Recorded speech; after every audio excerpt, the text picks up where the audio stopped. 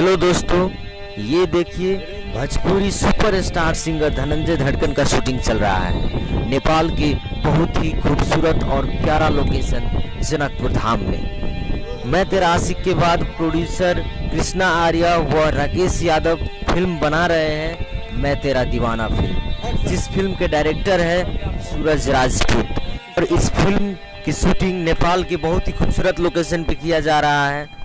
और इस फिल्म के एक्टर है राकेश यादव व धनंजय धड़कन और एक्ट्रेस बबली नायक जी। और इस फिल्म में आपको एक्शन, कॉमेडी, रोमांस से लेकर हर कुछ मिलेगा देखने के लिए।